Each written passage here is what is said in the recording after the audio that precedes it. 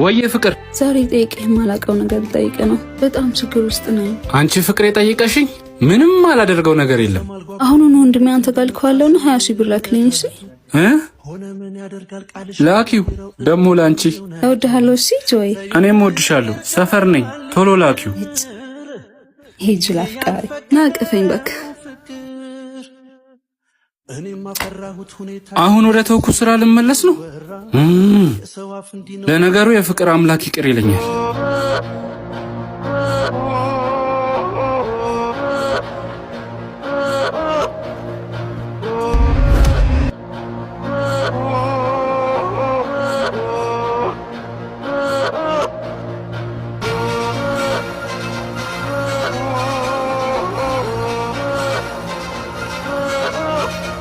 ፍቅር ብሩን እኮ ይዤ እየጠበቅኩት ነው። ወንድምሽ እኮ ቆየ። አንተ ጋር የመጣው እኮ በቀን ዘራፊዎች ተመልቶ ሞተ።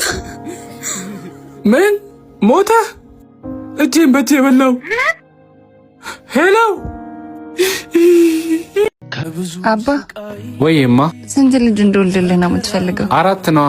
እንዴ ልገልኝ ነው እንዴ? ጭራሽ ጫማ ጠራጊ ያደረገሽ። ኧረ እባክሽ ልጄ ወላጆችሽ እኮ ነው። እንደ ቤትሽ ተመለሽ። ያ ሁሉ ንብረትና ሀብት እያለ እዚህ ላይ መንገድ ላይ ትርመጠመጫለሽ ከዚህ ጋር።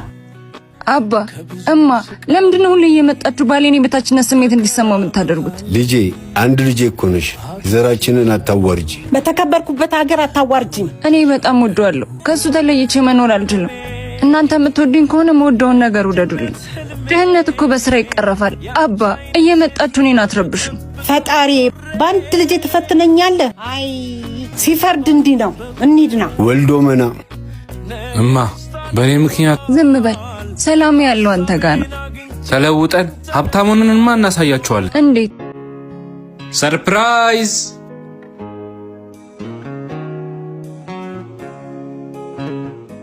ምን ሆነሽ ነው?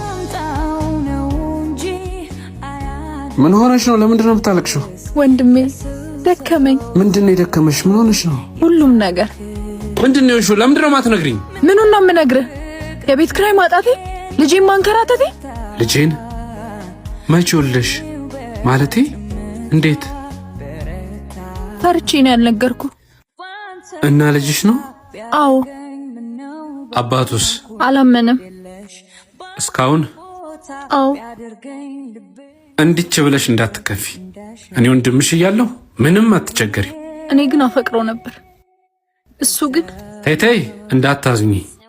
ደሞ ሁሉም ያልፋል። ደሞም ታያለሽ። ተሳካላት እኮ እግዚአብሔር አያት፣ ቤተሰቧን አስደሰተች ተብሎ ይወራልሻል። እና የቤቱን ጉዳይ ደግሞ ለኔ ታዩሺ። እንዴት?